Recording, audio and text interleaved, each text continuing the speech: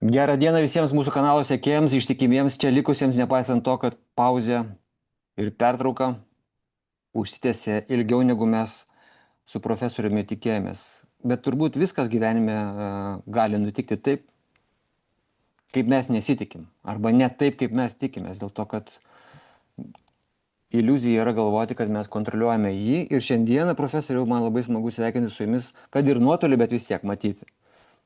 Kad jūs gyvas ir sveikas, kad aš gyvas ir beveik sveikas.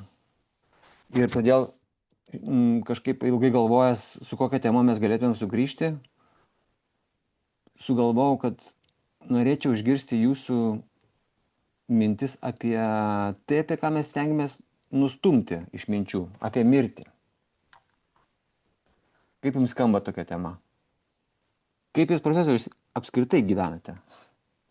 Šitos temos neįmanoma išvengti, net labiausiai norint. Mes visi jau potencialiai esam ne šiam pasauliu. Galima pasakyti, kad jau potencialiai esam mirę. Ir kažkaip šito dalyko suvokimas, jis turi daryti įtaką mūsų buvimui čia. Žinai, Kantas džiaugiasi, kad ačiū Dievui, sakė senatvėje, kad nereikia gyventi 300 metų, nes man taip atsibodo. Taip atsibodo viskas per tą patį. Ir manau, tame yra tiesos, nes žinai, mes esam baigtiniai, mes tą suprantam. Baigtiniai tai reiškia, kad esam laikini ir tada pasirodo šitas žodis mirtis, taip kad viskas yra tvarkoje, tai vienas iš pasaulio principų. Vienas iš pasaulio principų ir kai žmogus išgirsta žodį mirtis, kažkaip galvoja apie kažkokius blogus dalykus, bet aš labai norėčiau, kad mes šiandien pakalbėtumėm apie mirtį kaip apie gyvenimo dalį. Ir kadangi aš čia turėjau labai ilgą pertrauką ir turėjau laiko, tai skaičiau daug knygų. Viena iš tų knygų buvo Levo Tolstojaus apysaka Ivano Iljičiaus mirtis. Ivano Iljičiaus mirtis. Ivanui Iljičiui 45 metai. Jo gyvenimo istorija buvo pati paprasčiausia, bet tuo pačiu ir pati baisiausia. Ivanas Iljičius 45 metų supranta, kad miršta. Ir supranta, kad nugyveno savo gyvenimą pagal kažką kitą, pagal kažkokius kriterijus, kurie buvo ne jo, pagal norus, kurie buvo ne jo, pagal karjerą, pagal reputaciją, ne pagal širdį, ne pagal dvasinę jauseną, ne pagal žmogišką artumą. Ir aš va čia gal padarysiu tokį mažytį tokį pasažą. Kažkoks balsas mirštančio Ivano klausia, nu tai kaip pragyvenai? Gerai? Maloniai? Nu ir jis pradeda įsivaizduoti tas visas malonės savo gyvenimo akimirkas. Vaikystė yra gerų atsiminimų, ten yra labai smagių dalykų, bet kuo toliau, to džiaugsmas darosi vis mažesnis ir tų situacijų yra labai mažai. Kuo toliau nuo vaikystės, kuo arčiau dabarties, tuo niekingesni ir abejotini yra tie džiaugsmai. Studentavimo metu dar yra šiek tiek bičiuliškumo, vilties, tikėjimo ateitimi, bet į studentavimo pabaigą tų džiugių akimirkų vis mažiau ir mažiau. Po to pradėjau tarnauti gubernatūroje, atsirado meilė moteriai, o po to viskas susijaukė. Ir dar mažiau liko gero, paskui dar mažiau gero. Ir kuo tolyn, tuo mažiau gero. Ir taip tarsi lygių greitumu būčiau lipęs nuo kalno, vaizduodamasis, kad lipu į kalną, nes taip ir buvo, visuomenės akimis žiūrint, visuomenė į mane žiūri, aš esu sėkmingas pareigūnas, visuomenės akimis aš lipau į kalną, bet lygiai taip pat lipdamas į tą kalną nebetekau gyvatos. Ir dabar va, mirk, viskas, pabaiga. Tai kaip čia dabar yra? Kuriam galui? Negali būti, kad mano gyvenimas, kurį aš laikiau tokiu geru, yra toks beprasmiškas, bjaurus. O jeigu jis iš tikrųjų buvo bjaurus ir beprasmiškas, tai kodėl dabar man taip sunku yra numirti? Kažkas čia ne taip. Gal aš netinkamai gyvenau, atklydo jam į galvą mintis. Čia yra pasažas iš literatūros, bet aš manau, kad tai yra situacija, kurioje mes labai dažnai ir labai daug kas galime atsidurti, nes man atrodo, kad čia yra neišsemiama mūsų gyvenimo tema apie tai, kad mirtis yra netokia baisi palyginus su nenugyventais gyvenimais. Gyvenimais, kuriuose mes gyvename dėl kažko, nejausdami to, kas tikra, nejausdami meilės, nejausdami Dievą, nejausdami širdies. Ir Ivanas negalės išsilaisvinti iš to blogo jausmo tol, kol nepriims mirties kaip išvaduotojas, kaip malonės. Jo visa aplinka, pavyzdžiui, ignoruoja mirtį, apsimeta, kad viskas bus gerai, viskas čia tu pasitaisysi, išgersi vaistų, gydytojai žiūri jį kaip kokį nors laboratorijos objektą, ten dar vienas pacientas 1322, kuriam atsitiko kažkas čia. Tasme, nėra gyvenimo tikrumo visoje šitoje situacijoje. Man atrodo, vat, mirti va šitaip, mąstant apie savo gyvenimą, kuriame nieko gero nenutiko, yra siaubingas, žymiai siaubingesnis dalykas negu numirti staiga, kaip Volando istorijoje, kai nukerta tau galvą tramvajus.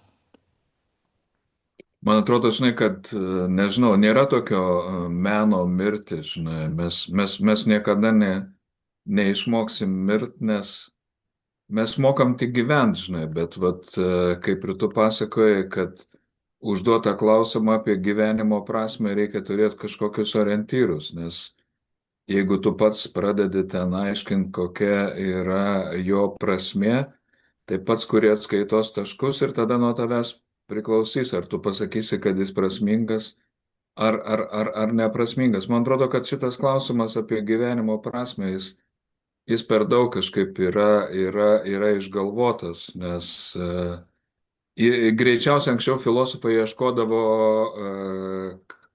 atramos, kad yra išbandymas, reikia tą gyvenimą nugyventi, žmogiškai jį nugyventi yra tikrai nelengva. Tai yra visiems yra didelis išbandymas tuos metus, kuriuos čia duoda. Nežinau, turbūt daugiau tas gyvenimas yra iš pareigos, iš kažko, kas yra nustatyta ir, žinai, ne mūsų pačių sugalvota. Man atrodo, kad rašytojai čia labai pamėgo šitą temą, nes tą prasme gali sieti su begalė dalykų, jie pradėjo sieti su begalė dalykų ir atsakymo neatsirado, nes mirties situacijoje yra turbūt du atsakymai. Arba Robertai viskas baigėsi, toliau nieko, Jeigu arba viskas baigėsi, tada labai svarbu, kas buvo, ar ne?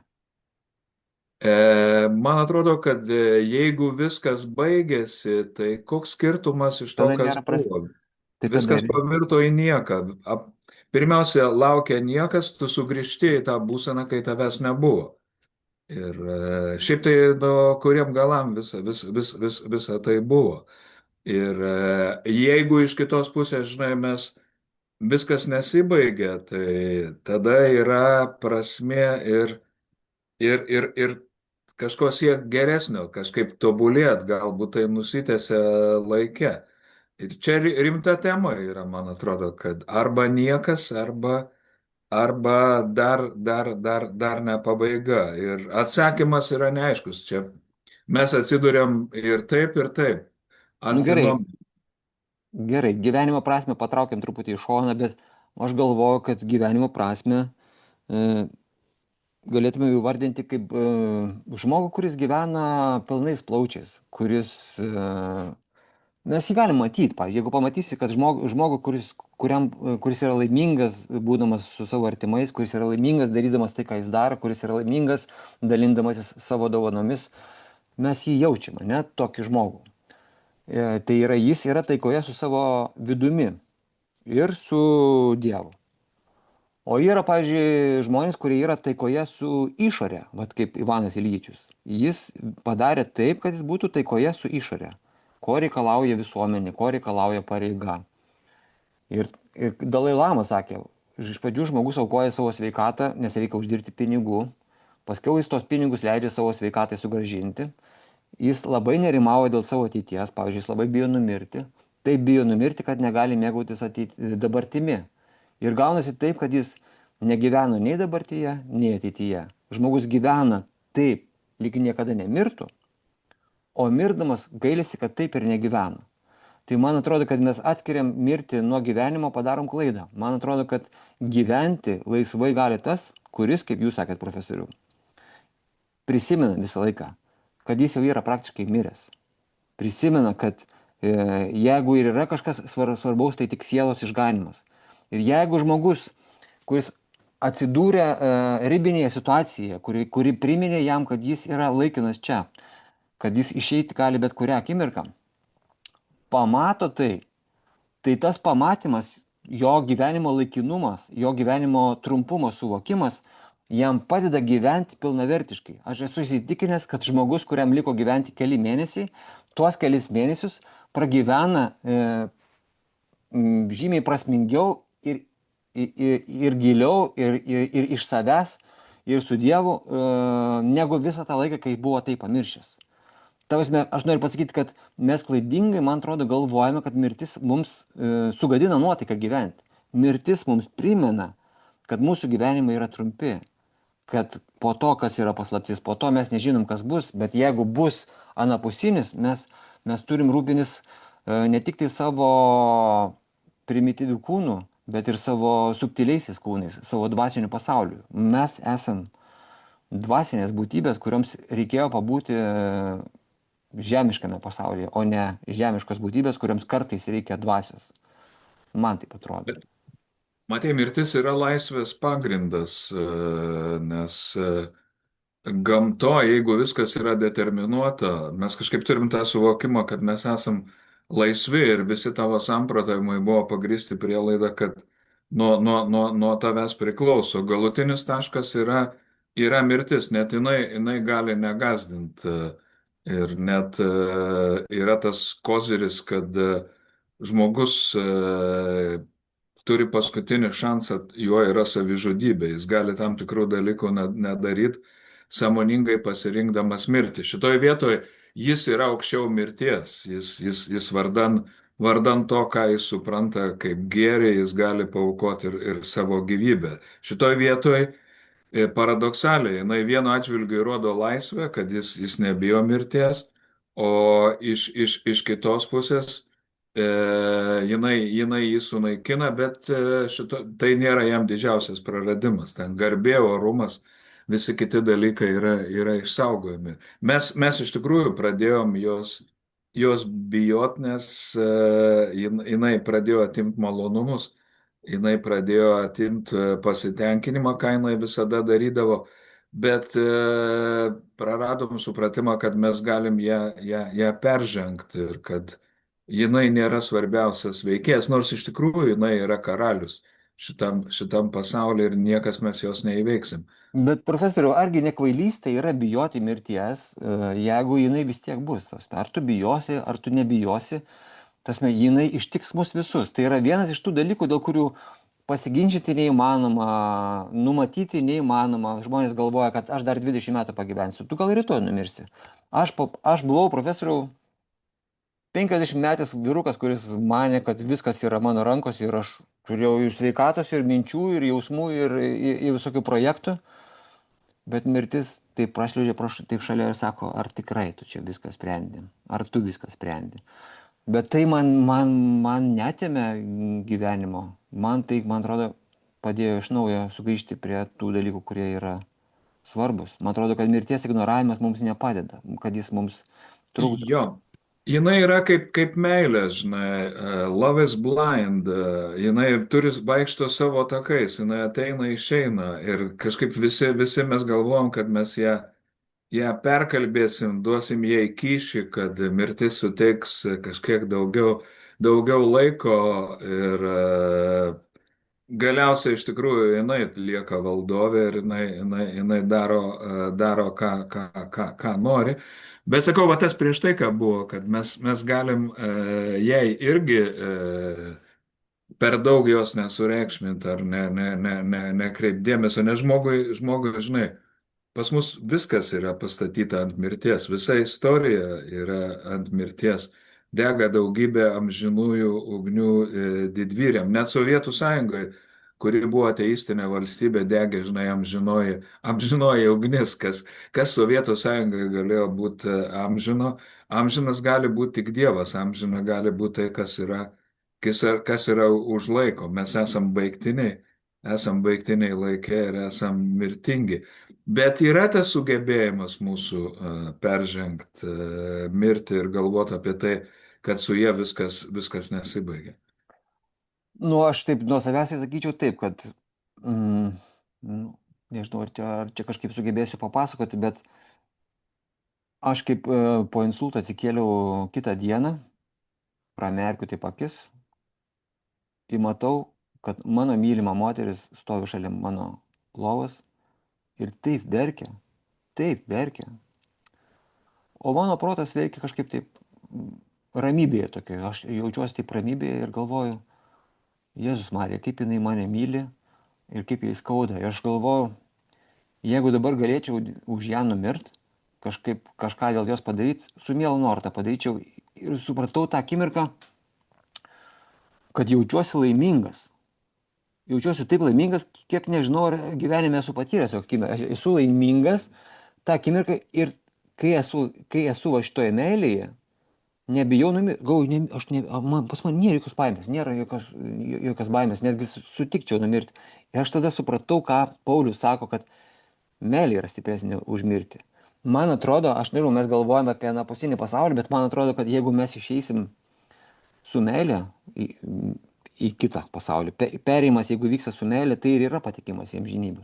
Tai nėra laimingesnės mirties, kaip mirti laimingam, kaip mirti Matei, nebaimė. mirtis tuo momentu, Robertai, kiek aš suprantu, Pasitraukė.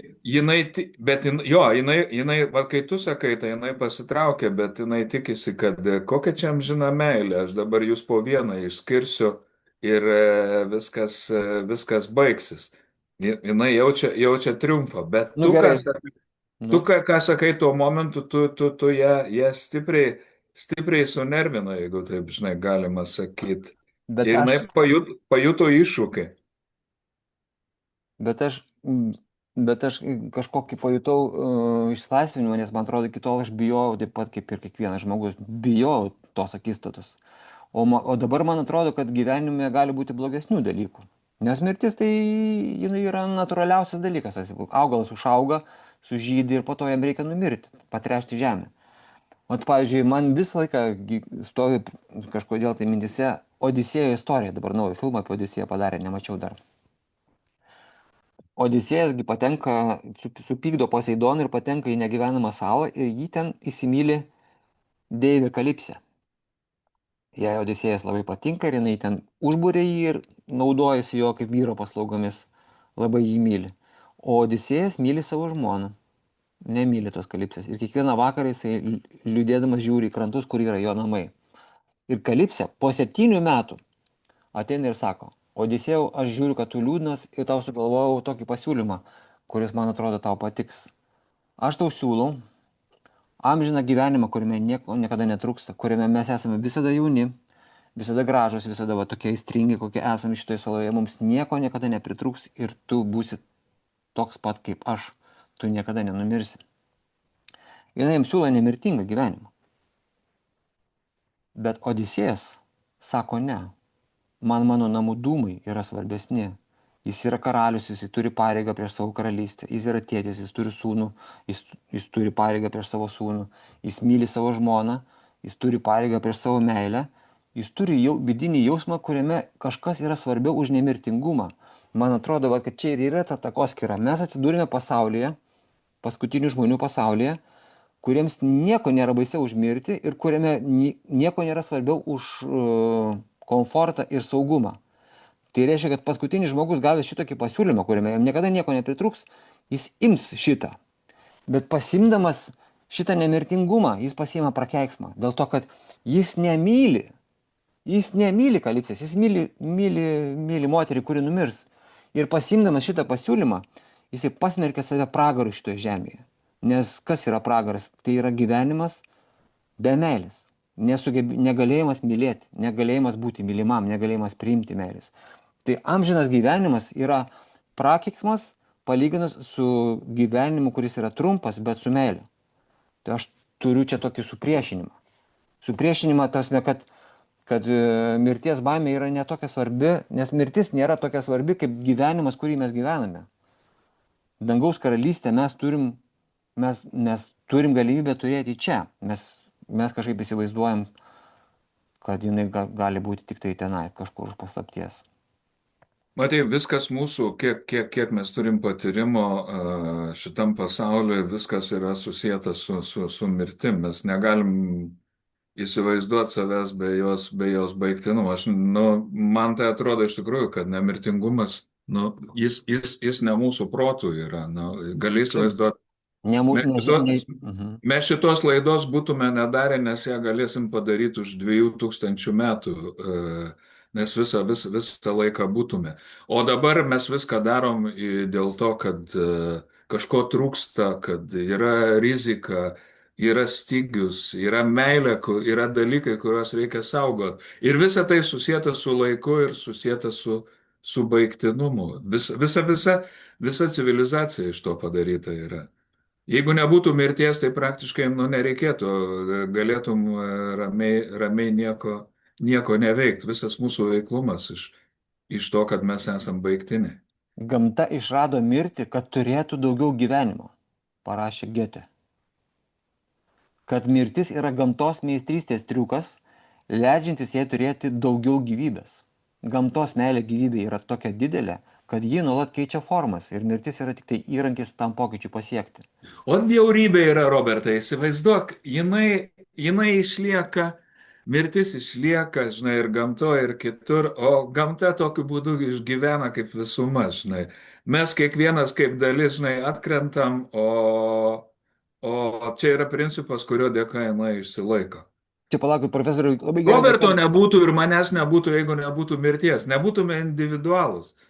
Profesoriui, čia labai gerai vieta, mes kažkada kalbėjome apie tai, kad mirtis gal yra mums tokia baisi, kad mes pavydim tiems, kad, kaip čia, aš čia mirštu dabar, o kiti liks.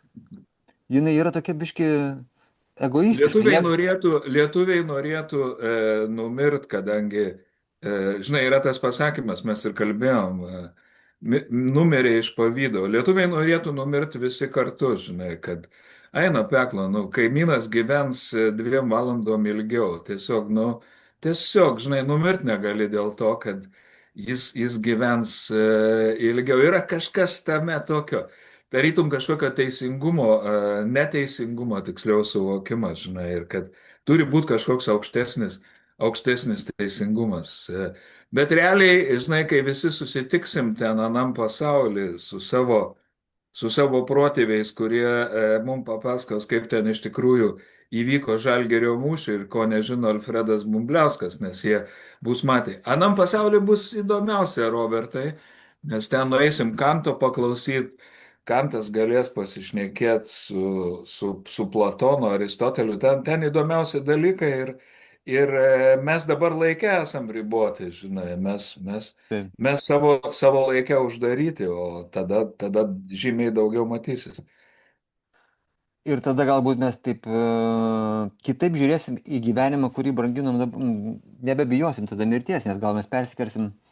Yra toks anekdotas apie vyrą su žmona, kurie numiršta seni kartu.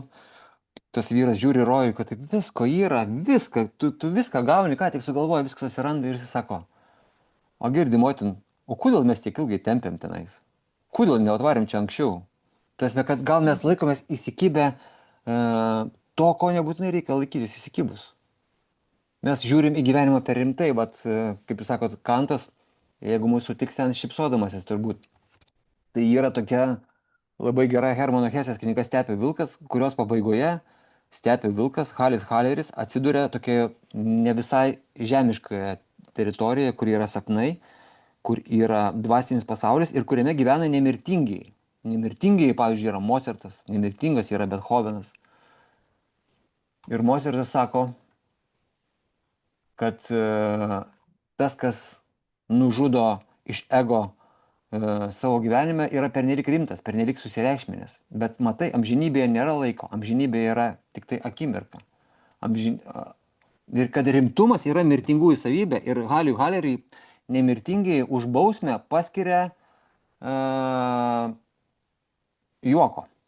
Savaitę ar ten 2 savaitės. Kai pasijuoksi 2 savaitės, sugrįši į normalią būseną, tada ir pakalbėsim. Nes žmonės pernelik rimtai žiūri, pernelik rimtai vertina. Laikas neegzistuoja, žmonėms egzistuoja trumpas laikas ir jie tada sureikšmina savo gyvenimą, iš to sureikšmina mirtį ir labai bijo mirti. O dievai juokiasi iš mūsų šito. Jeigu yra amžinybė, ko mums bijoti dėl trumpo savo gyvenimo? Juk, pažiūrėjau, mes bijom, kad mūsų gyvenimas trumpas, o Nyčės mokytojas, kuris užmiršau, filosofo buvo. Zaratustra. Ne, filosofas buvo prieš Nyčę, kur... Kaip jo, po to prisiminsiu, bet jis sako, žmonės skundžiasi dėl gyvenimo trumpumo, bet tai ir yra didžiausia dovana. Schopenhaueris sako, ko gero, kad žmogaus gyvenimo trumpumas yra didžiausia dovana, kokią mes esame gavę. Nes, kaip jūs ir sakot, profesoriu, aš skaičiau tokią knygą Visi žmonės nemirtingi ir ten žmogus gyveno, nemirtingų tapo, išgėrė eliksyrą. Iš pradžių jis nori padaryti kunigaikštystę savo kaime, paskui jis nori padaryti kunigaikštystę savo šalyje, po to nori suvienyti visą šalį, po to mato, kad šalis nieko neišeis, nori suvienyti į imperiją, po to mato, kad imperija Europoje nieko nepadaro, reikia pasaulinės imperijos, jisai varo, kokius 500 metų jis bando vis pagerinti šitą pasaulį, kol galų gale atsipučia ir žiūri į kvailius, kurie daro Prancūzijos revoliuciją. Ir jisai yra pavyzdys žmogaus, kuris praranda, kai mes esame mirtingi, mums atrodo, kad čia reikia kalną nuversti, kol numirsim, nes to numirsim. O kai tu esi nemirtingas, visą tai praranda prasme. Ką tu čia įrodinėsi, ką tu čia nuversi, ką tu čia pakeisi. Pasaulis yra toksai, koksai yra, nieko nepakeisi. Tai mirtis yra mūsų draugė. Jinai yra mūsų gyvenimo mokytoja. Kartais, kai mes ją prisimenam, man atrodo, kartais. Ir ne tik, žinai, kad jinai yra mokytoja, jinai praktiškai mūsų veiklos pagrindas, žinai, yra. Mes vis norim kažką padaryti, jeigu nori kažką padaryti, reikia kažką perdaryti. Jeigu nori kažką perdaryti, reikia šitą dalyką sugriauti. Tam tikrą prasme irgi reikia paneigti, reikia dalyką sugriauti, tai reiškia, reikia jį numarinti.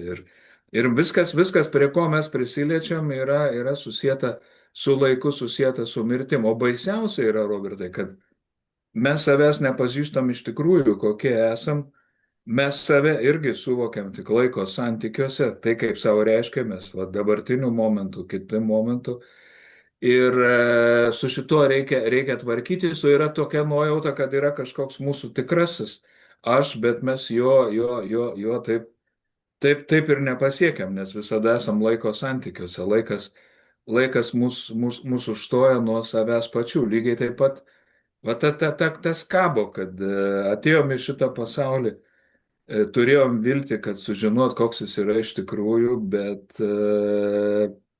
taip ir nesužinojom, o mirtis tą viską baigia. Užtenka, pabuvai, ačiū, atlikai vaidmenį. Žinai, toks visada yra. Bet ar nebūsit, profesoriau, sužinojęs kažką per šitą gyvenimą? Išeidamas būsit, nors kiek. Jo, bet man labiau yra nesuprantama, kodėl aš jau kažką sužinojau. O ateina į universitetą studentai, kurie yra labai žiopli. Ir kodėl pasaulis taip yra padarytas, kad vietoj mūsų tų vargų, kad mes tapom jau protingi ir beveik išmintingi, staiga ateina žmonės, kurie juokauja, kurie yra kvaili, kurie nežino, bet taip yra padarytas pasaulis. Prisimeni, kad pats toks buvai ir čia turbūt kaip tu sakėjai, reikia į šitą dalyką žiūrėti rimtai, o rimtumas yra nerimtas požiūris. Čia žiauriai geras. Žvaigždės danguje yra tikresnės už gyvenimo pačioje. Bet prisimenat, Kantas sakė, kad yra tik tai du svarbus dalykai. Ant jo antkapio taip ir yra parašyta, man atrodo, ne? Ant antkapio nėra. Nėra moralės dėsnis viduje. Jo praktinio proto kritikos pabaigoje. Jis stebina du dalykai, šitą nuostabą kelia du dalykai. Kad mumyse yra kažkoks įrašytas moralės dėsnis, kad mums ne viskas vienodai. O galėtume kaip gyvūnai gyventi, kad viskas vienodai, bet mums ne viskas vienodai. Ir tas žvaigždėtas dangus virš mūsų jį stebina. Iš kur jisai toks didingas ir ne mūsų pačių kūrinys? Man atrodo, kad ten, kur yra nuostaba, ten yra stebuklo tikimybė. Mokslas, pavyzdžiui, neturi nuostabos ir ten nėra stebuklų. Ir, pavyzdžiui, man tas žvaigždės danguje, skaičiau tokį Gato Pardą, itališką romaną apie Sicilijos aristokratijos saulėlydį ir vienas aristokratas, kuriam 73 metai, jisai labai mėgsta tyrinėti žvaigždės, labai mėgsta su teleskopu žiūrėti. Jisai žiūri į dangų, tyrinėja žvaigždės ir ten mato tvarką, ten mato pastovumą, ten yra kažkokia amžinybė. O žmonių pasaulyje jisai mato apgaulę, politiką, tuštybę, intrigas, nuolatinį kažkokį tokį revoliucijas, intrigėlės, kuris viskas yra taip nereikšmingai ir po to jisai prieš mirdamas jisai irgi skaičiuoja, kiek jisai nugyvena ir suskaičiuoja, kad iš 73 metų geriausiu atveju gyveno 3 metus. Kai sūnus gimė, kai meilė buvo, suskaičiavo jis ten su savo akimirkos. Suskaičiavo, pasidžiaugiu tiems 3 metams, bet paskui galvoju, 3 metai čia labai mažai iš 73. Ir tada ateina pas jį mirtis. Man atrodo, kad tai yra vienas iš gražiausių mirties aprašymų, kokius aš esu skaitęs. Jisai sako, tarp kitko tą, gerai, pasakysiu. Pro grupelę visų artimųjų prasiskiria jauna ponia, liekna, su ruda kelioninė suknelė, užsivožusi šiaudinę skrybelę, labai gundančio veido grožio, verstos odos pirštinaitė. Jinai buvo sutvėrimas, kuri jos svajonėse visada ateina jo pasimti ir keista, kad būdama tokia jauna, jinai jam pasiduoda. Priartėjus tiek, kad susidūrė akis į akį, jinai pakėlė uolį.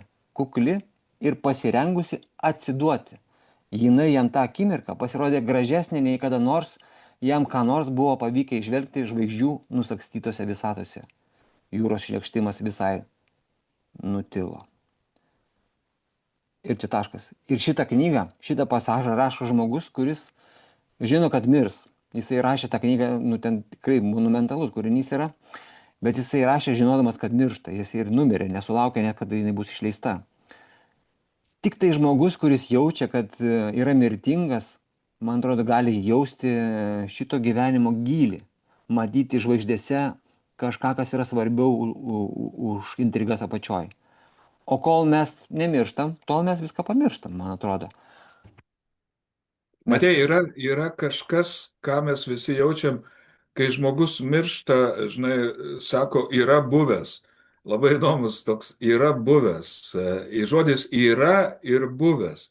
Ir mes jaučiam, kad kažkoks yra, bet tas mūsų išeimas į sceną yra kažkokios didesnės visumos dalis. Va, kaip sakė, jis mato pasaulį tvarką, bet mūsų gyvenimas atrodo netvarka, bet nepalieka mintis, kad kažkas yra ta didesnė visuma, kurioje mes esam tik mirtinga dalis ir kad jinai turi kažkokią tvarką. Matei pas Kantą, kai citavai, yra viduj tvarka, nori ar nenori, mes negalim daryti bet ką, yra kažkokia moralinė tvarka. Lygiai taip pat yra žvaigždėtas dangus, kuris turi tvarką. Ir va čia šitoje vietoje viskas atsistoja į savo vietas. Mirtis yra šitos tvarkos dalis, bet yra už ją irgi didesnių dalykų. Va, ta pasaulio tvarka arba ta moralės dėsnio tvarka. Tai Ir man atrodo, kad žmogus, kuris laikėsi visą gyvenimą moralės dėsnio, savo sąžinės balso, kaip jį bevadintų, man atrodo, jis miršta ramiau. O pas Kantą yra tas mintis, kur visą laiką aš prisimenu, kad žmogus, kurio gyvenimas yra išsipildęs, jis mažiau bijo mirties negu žmogus, kurio gyvenimas yra tuščias, kurio siela yra nususinta. Bet čia yra paradoksas, nes tas žmogus, kurio gyvenimas yra tuščias, kurio gyvenimas yra sunkus, galbūt beprasmiškas, kuriame jis nesusigaudo, turėtų nenorėti ilgai būti tame gyvenime, bet tie žmonės labiau bijo mirties pagal Kantą ir aš kažkaip su juo sutinku šitoje vietoje. Kuo tavo siela yra labiau nususinta, tuo tu labiau bijai mirties. Ar sutinkat su Kantu čia, profesoriu? Nežinau, man atrodo, kad mes visi netriumfuojam, žinai, moraliai ir Tiesa. mes visi kažkur tai suklumpam, bet Tiesa. Turbūt vienas svarbiausių dalykų yra, kad va ta visa spiruoklė, kuri laiko, kad nepaisant to vis vien yra kažkokia tvarka ir mes esam jo dalis ir jos suvokimas. Nes aš sakau, mirtis yra jeigu nėra Dievo, tai mirtis pasidaro kaip Dievas ir tada jinai viską pasiema. Visi labiausiai jos bijo, jinai visus iššienauja anksčiau ar vėliau ir nelieka nieko daugiau. Ir sielos nemirtingumo argumentas, tarp kitko, kai tu, Robertai, sakei, tuo ir pagristas yra, kad rūpestis siela jis nenustoja net tuo momentu, kai mirtis ištinka. Aš įsivaizduoju, kad daugelis gydytojų arba kurie klauso, jie mato, kad tokį brutalų kūno faktą. Nu, dingo gyvybė ir viskas. Bet va čia ir yra, kad žmogui nėra vien tik gyvybės dingimas ir mes su tavim jau tam tikrą laiką kalbam, suvokiam ją, reflektuojam, įdedam į tam tikras prasmes, kad tai yra ne tik gyvybės pasitraukimas, kad tai yra kažkas daugiau, ne tik kas mus ištinka, bet ir į ką patys mes einam. Nes man atrodo, kūnai yra mūsų kaip įrankis šitame pasaulyje. Man atrodo, kad mes esame e, gyvybės srautas. Iš esmės, dieviškas gyvybės srautas. Ir kaip sakė vienas reanimologas, kad ten, kur tas gyvybės srautas šaltinis yra gyvas, ten jokia medicina žmogaus nenužudys. Ten, kur tas srautas baigėsi, ten jokia medicina neišgelbės. Mes susitelkėm į kūną, bet kūnas yra nedieviško srauto dalis. Jo, Bet kaip, Robertai, įsivaizduoju dabar, koks morgo darbuotojas mūsų klauso, jam tie kūnai numirė, yra kasdienybė. taip, Kitus dar šokiruoja, jam tai yra darbas atsibodęs. mes turim profesorių 2 minutės mūsų laidai, nes tokie esam kaip mokyklai, apriboti truputėlį įrankių, bet aš norėjau jūsų paprašyti pakomentuoti Jėzaus Kristaus pasakymą. Kas myli gyvybę, tas ją praras. Man pirmiausia, iš tikrųjų, Robertai, kadangi lieka dvi minutės, ir man pirmiausia labai džiugu, kad mes su tavim kalbamės ir kad tu man, kiek aš suprantu, esi gyvas ir kad aš čia kalbos ne su kažkuo Taip, dirbtiniu. Ir man atrodo, kad iš tikrųjų čia turbūt buvo mirties priartėjimas, aš nežinau, ar jinai gali priartėti, ar aš čia per daug jos nesužmoginu. Ir aš labai džiaugiuosi, žinai, kad jinai tave dar paliko šito momentu. Ką jinai bestija gali sugalvoti, Robertai, aš nežinau, ir su manim, ir su tavim. Ir aš, gyvenkim taip iš tikrųjų, kad tai nebus pabaiga, žinai. Man atrodo, kad be šito labai tada viskas pavirsta į nihilizmą, žinai, kad nu, žmogus yra tas, kuris gali įsivaizduoti, vienintelis, kuris gali įsivaizduoti savo mirtį.